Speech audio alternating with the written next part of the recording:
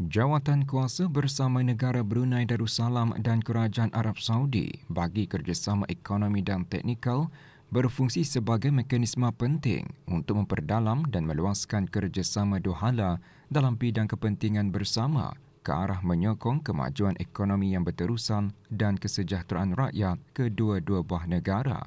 Yang Berhormat Datuk Seri Setia Dr. Awang Haji Muhammad Aminyu bin Abdullah, Menteri di Jabatan Perdana Menteri dan Menteri Kewangan dan Ekonomi kedua, berucap demikian semasa mesyuarat jawatan kuasa bersama negara Brunei Darussalam dan Kerajaan Arab Saudi bagi kerjasama ekonomi dan teknikal kali kedua. Semasa mesyuarat tersebut, negara Brunei Darussalam dan Arab Saudi telah meneliti perkembangan positif dalam hubungan ekonomi dua hala dan seterusnya bersetuju dengan 25 inisiatif yang akan memperkukuh penglibatan merentasi sektor utama termasuk perdagangan dan pelaburan, pengangkutan, haji dan umrah, sukan, warisan, pendidikan, pembangunan sumber manusia dan media.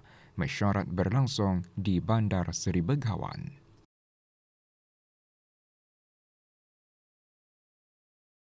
Sebagai sebahagian daripada komitmen Bank Islam Brunei Darussalam Berhad BIBD untuk memupuk pertumbuhan ekonomi yang inklusif, bank berkenaan melancarkan Karnival Mega BIBD.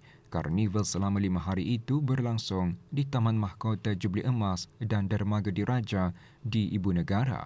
Perasmiannya disempurnakan oleh Yang Berhormat Datuk Seri Setia Awang Haji Ahmadin bin Haji Abdul Rahman, Menteri Hal Ehwal Dalam Negeri selaku pengerusi BIBD. Karnival menyediakan platform bagi perusahaan mikro, kecil dan sederhana PMKS, perusahaan permulaan dan usahawan kreatif mempamerkan produk dan perkhidmatan mereka. Hampir 300 petak pameran dan lebih 200 pengusaha memeriahkan karnival tersebut yang turut diisikan dengan pelbagai aktiviti menarik.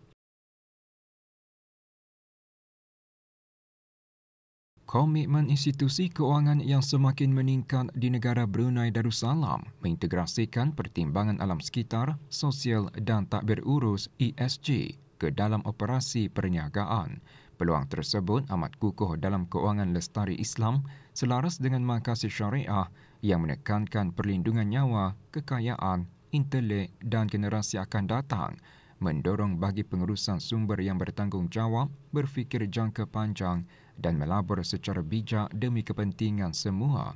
Perkara tersebut ditekankan oleh Menteri Sumber-Sumber Utama dan Pelancongan selaku pengerusi Lembaga Pengarah Brunei Darussalam Central Bank BDCB pada pelancaran Pelan Hala 7 Kewangan Lestari HPH Negara Brunei Darussalam.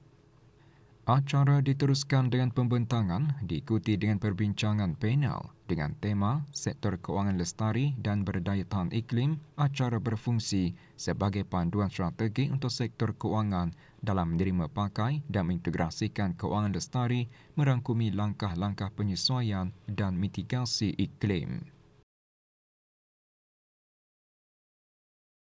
Program pertama Bas Belia BIMNIaga 2025 mencerminkan komitmen bersama negara-negara anggota BIMNIaga untuk memperkasa belia sebagai pemimpin masa hadapan bagi kerjasama serantau. Negara Brunei Darussalam, tegas Menteri Kebudayaan Belia dan Sukan, komited terhadap pembangunan belia. Berucap semasa pelancaran program berkenaan, Yang Berhormat Datuk Seri Setia Awang Haji Nazmi Muhammad juga menegaskan beliau bukan sekadar penerima manfaat pembangunan tetapi penyumbang aktif kepada kemajuan serantau, khususnya ketika dunia sedang mengalami perubahan pesat serta dipacu oleh kerjasama rentas sempadan. Dilancarkan di Kementerian Kebudayaan Belia dan Sukan, program tersebut merupakan pencapaian penting BIMNIaga untuk mengikuti perjalanan pembelajaran merentasi destinasi-destinasi terpilih dalam rantau BIMNIaga. Program Bas Belia BIMNIaga 2025 bertujuan memperdalam pemahaman peserta mengenai kekuatan ekonomi yang pelbagai dalam BIMNIaga termasuk dalam bidang inovasi digital, ekopelancongan, pertanian, industri kreatif dan perusahaan mampan. Persatuan Usahawan Muda Brunei YEAB meraihkan sambutan Jubli Perak menandakan 25 tahun usaha persatuan berkenaan memacu usahawanan belia, mengukuhkan rangkaian perniagaan dan membina peluang kerjasama untuk usahawan muda di negara ini. Antaranya hadir Tuan Terutama Kikuta Yutaka, Duta Besar Istimewa dan Mutlak Jepun ke negara Brunei Darussalam dan Yang Berhormat Dayang Chong Chin Yi, Ahli Majlis Mesyuarat Negara. Acara juga diisikan dengan pelancaran buku panduan YEAB. Acara berlangsung di sebuah hotel di Kulab. 7 peserta kursus asas pemandu pelancong ke-17 anjuran bersama Jabatan Kemajuan Pelancongan dan Kolej Perniagaan Laksmana menerima sijil. Penyampaian sijil diadakan di Kementerian Sumber-Sumber Utama dan Pelancongan. Penyampaian sijil disempurnakan oleh Dayang Hajah Tutiati binti Awang Haji Abdul Wahab, Setiausaha Tetap Kementerian Sumber-Sumber Utama dan Pelancongan.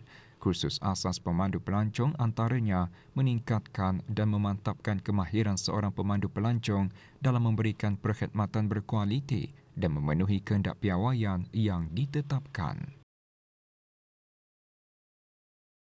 Seminar Surantau Agro, Eko, Edu, Tourism AEET hasil kerjasama dengan Pusat Serantau Asia Tenggara bagi Biologi Tropika Semio Biotrop diadakan di Pusat Kemajuan Pembelajaran dan Inovasi Institut Pendidikan Teknikal Brunei IBTE Gadong. Hadir Dr. Haji Muhammad Zamri bin Haji Sabli, Pengarah Pendidikan Teknikal dan Ketua Pegawai Eksekutif IBTE. Konsep AEET yang diperkenalkan oleh Semio Biotrop sejak 2022 telah menjadi model surantau dalam meningkatkan kesedaran biodiversiti melalui pengalaman pembelajaran luar bilik darjah dan pelaksanaannya di negara ini mencerminkan usaha untuk mengadaptasikan pendekatannya ke dalam konteks tempatan. Seminar dikendalikan dalam 4 sesi pembentangan utama.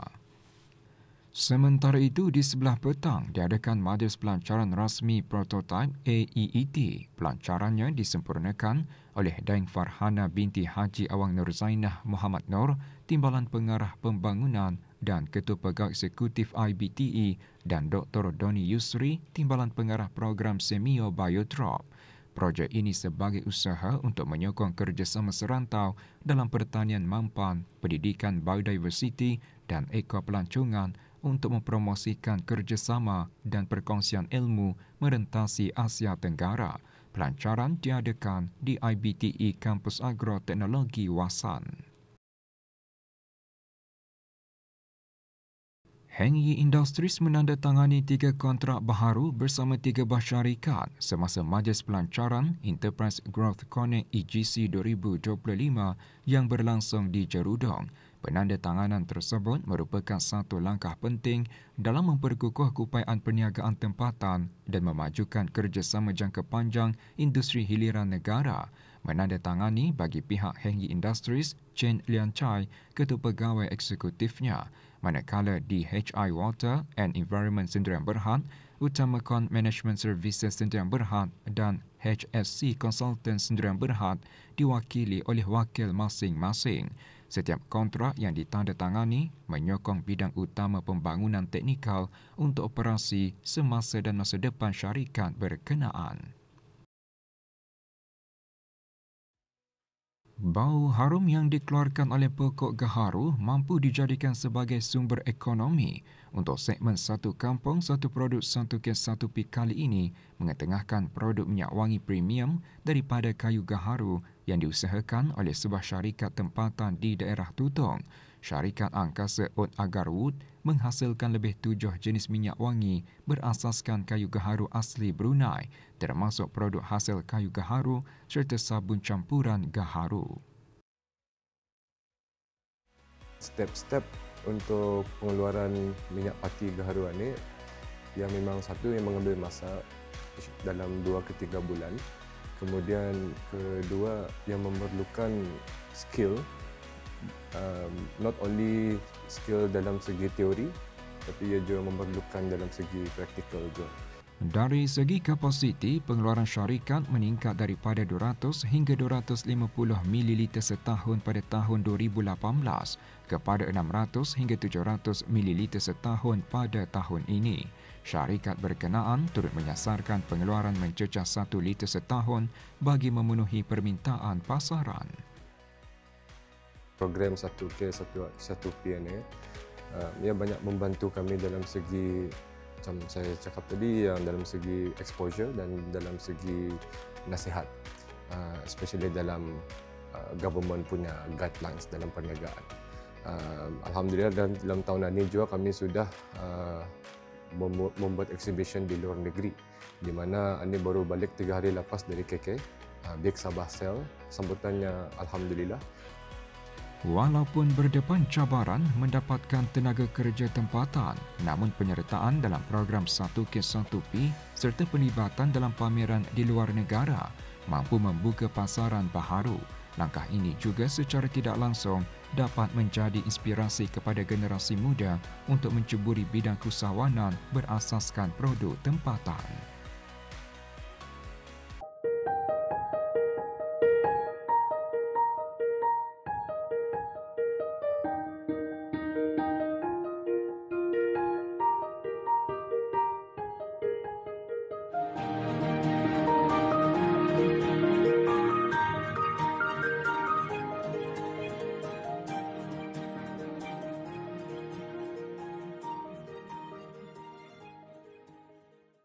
Syarikat tempatan Aloha Nature House terus mengukuhkan kedudukannya dalam industri kecantikan dan penjagaan kulit tempatan dengan menawarkan produk berasaskan bahan semula jadi hasil formulasi sendiri oleh pengasasnya, Adeline Vivian binti Yusof, 33 tahun. Menurut Adeline, minat mendalam terhadap sains dan kimia mendorongnya menubuhkan Aloha Nature House selepas berkhidmat sebagai juruteknik makmal. I always love about the ideas of chemistry and science, and also I love cosmetics, specifically more onto the skincare. Yeah, so that makes me having the thoughts or idea. Before this, I was thinking, oh, maybe I can have my own skincare products or even a perfume because I love scents as well. So that caused me to give ideas about to create this kind of product. Produk-produk Aloha diformulasi dan dihasilkan sepenuhnya di Brunei Darussalam tanpa bergantung kepada asas produk luar negara. Setiap ramuan seperti chamomile dan calendula dipastikan benar-benar digunakan dalam penghasilan produk. Aloha menawarkan pelbagai produk penjagaan kulit sesuai untuk bayi, kanak-kanak, orang dewasa serta mereka yang mempunyai kulit sensitif, kering dan bermasalah. Aloha Nature House turut mempunyai syarikat berkaitan iaitu sister company iaitu ADL Cosmetic Formulation School yang menawarkan bengkel dan latihan pembuatan produk kosmetik semula jadi kepada masyarakat. Those who attended the workshop, in the future, it can also encourage them to produce their own products and perhaps to go for into entrepreneurship. Career that will support each lives, and also economy. And it's also at the same times we are also working with like organization where to support a single parents, basically a single mother. Adeline menyatakan hasrat untuk meluaskan pasaran ke luar negara agar jenama Aloha dapat membawa nama negara ke peringkat antarabangsa. Beliau yakin produk 100% buatan tempatan itu berpotensi menjadi kebanggaan negara dalam industri kecantikan serantau sekaligus membuktikan keupayaan usahawan tempatan menembusi pasaran global.